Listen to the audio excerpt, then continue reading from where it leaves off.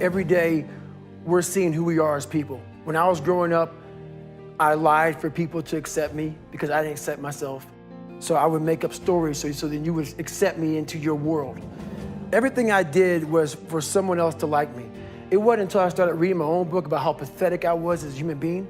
I could blame my dad, I can blame kids at school, I could blame having health issues, ADD, my mom not being around. Great mom, but she was doing her thing. I could blame a lot of people. And that's the book I was reading. And I put it off on everybody else. It wasn't until I said, you know what, for me to fix this, I gotta read what the hell is wrong with David Goggins. Not blame anybody.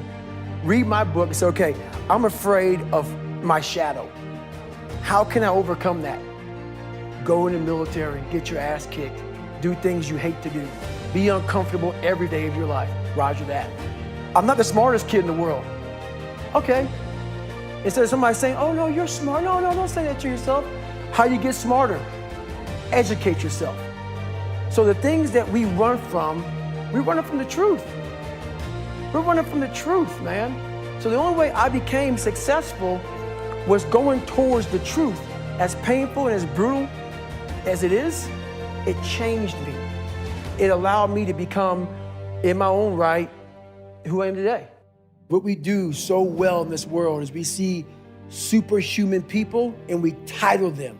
The second we title them, what that does, that gives us a get out of jail free card, is that they're the 1%ers. I'm not even gonna try to do that because that's not even in me. God made them special. They're special people. There are no special people, they're special minds, and the mind can be created on your own. You can do that yourself. So that's why I write the book like I write it, so people can look at me and say, my God, he came from this? He had to overcome all of this?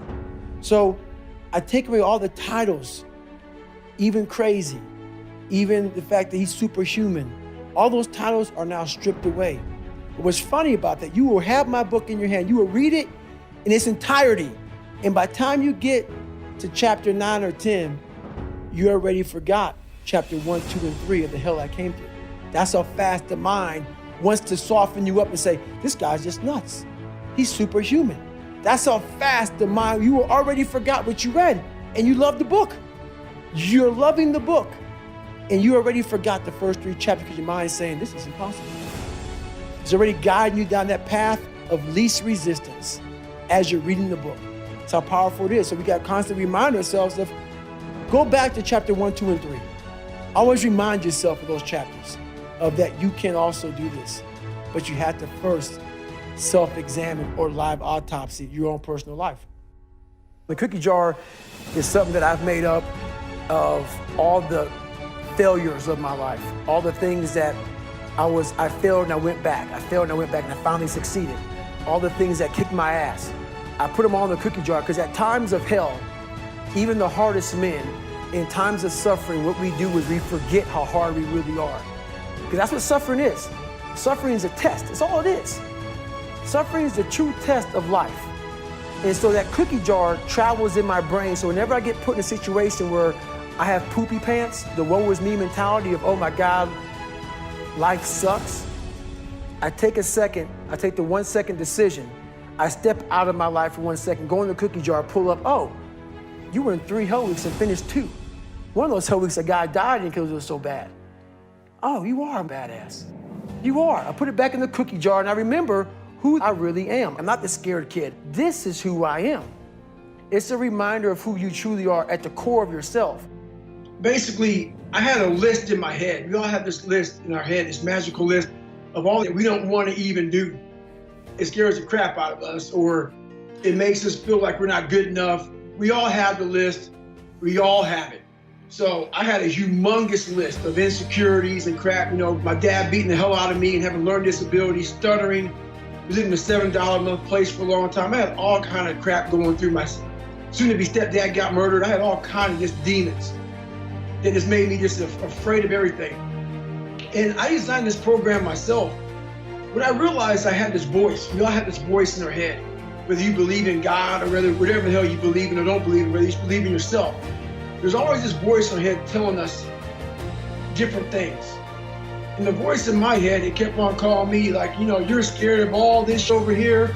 You're scared of this big laundry list of stuff, man, because your dad beat you and this happened and this happened. All these things that happened in my life, I wasn't facing them. Even though I didn't cause a lot of them, they're mine to own now. And the one thing that I really realized was for me to become a tough guy, and that's what I wanted to be, I saw myself as a very weak man. And for me to be hard and be tough, I had to start going over to that list, that scary list, to start facing that, because I knew over there, I was gonna find a whole new person. Because if I kept on doing the things that made me feel comfortable, I was gonna continue being that same person I always was, the lying, insecure, fearful person living this nice, comfortable life of mine.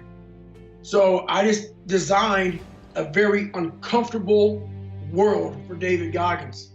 And in that world, that's where I created Goggins. So there's David Goggins and there's Goggins.